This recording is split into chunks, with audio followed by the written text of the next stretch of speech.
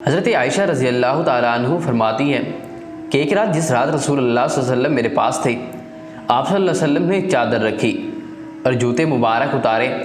میں نے کی چادر اور جوتے مبارک آپ صلی اللہ علیہ وسلم کے پاؤں مبارک کے قریب رکھ دیا۔ آپ صلی اللہ علیہ وسلم کروڑ کے بل لیٹ گئے۔ بس آپ صلی اللہ علیہ وسلم اتنی ہی دیر لیٹے ہوں گے جتنی دیر میں آپ صلی اللہ علیہ وسلم نے یہ گمان کیا ہوگا کہ میں سو گئی ہوں۔ آپ صلی اللہ علیہ وسلم سے نہایت آہستگی سے اپنی چادر اٹھائی اور نہایت آہستہ سے جوتے پہنے اور دروازے سے باہر نکلے اور نہایت نرمی اور آہستگی کے ساتھ دروازے کو بند کیا۔ تو میں نے بھی اپنے آپ کو ڈھانپا اور رسول اکرم صلی اللہ علیہ وسلم کے پیچھے چلنے لگی، یہاں تک کہ رسول اکرم صلی اللہ علیہ وسلم جنت البقیع میں پہنچ گئے۔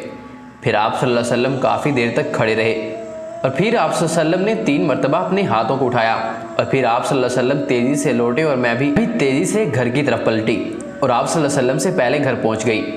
میں لیٹی ہوئی تھی کہ رسول اکرم صلی اللہ علیہ وسلم گھر میں داخل ہو گئے اور مجھے پیار سے فرمایا، اے عائشہ تم گھبرائی ہوئی اور بے چین کیوں ہو؟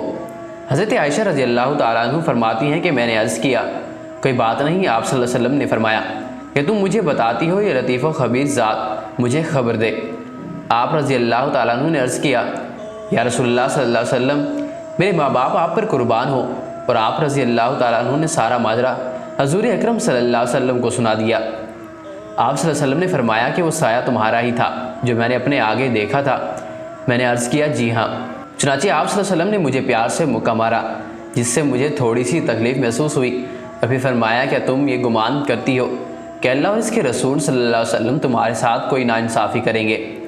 حضرت عائشہ رضی اللہ تعالیٰ عنہ نے عرض کیا، لوگ جتنا بھی کسی بات کو چھپا لیں لیکن اللہ تعالیٰ اس بات کو جانتا ہے۔ آپ صلی اللہ علیہ وسلم نے فرمایا، ہاں میرے پاس جبرائیل امین علیہ السلام اس وقت آئے تھے جب تم نے مجھے دیکھا تھا۔ بس انہوں نے مجھے پوشیدگی اور آہستگی سے آواز دی اور میں نے بھی آہستہ سے جواب دیا تاکہ تمہیں خبر نہ ہو، اور جبرائیل علیہ السلام تمہارے بے پردہ ہونے کی حالت میں تمہارے پاس نہیں آ سکتے۔ جب میں نے یہ سمجھا کہ تم سو چکی ہو تو میں نے تمہیں جگانا مناسب نہ سمجھا اور یہ سمجھا کہ کہیں تمہیں جگانے سے تم خوفزدہ نہ ہو جاؤ۔ بس جبرائیل علیہ السلام نے آپ صلی اللہ علیہ وسلم سے عرض کیا کہ آپ کا رب آپ کو یہ حکم دیتے ہیں کہ جنت البقیع میں دفن ہونے والوں کے پاس جائیں اور ان کے لیے دعائے مغفرت فرمائیں۔ حضرت ام المومنین رضی اللہ تعالیٰ عنہ نے پوچھا، یا رسول اللہ صلی اللہ علیہ وسلم ہم ان کے لیے کیسے دعا کریں؟ آپ صلی اللہ علیہ وسلم نے فرمایا، تم یوں کہو، سلامتی نازل ہو مومن مسلمان مردوں اور عورتوں پر جو ان گھروں میں رہتے ہیں یعنی قبروں میں دفن ہے، اور اللہ تعالیٰ رحم فرمائے ہم میں سے ان لوگوں پر جو موت میں ہم سے سبقت لے گئے ہیں، اور ان پر بھی جو ان کے پیچھے رہ گئے یعنی زندہ ہیں، اور بے شک ہم ایک دن انشاءاللہ تم سے ملنے والے ہیں، یعنی ہم بھی موت کا ذائقہ چکھ لیں گے۔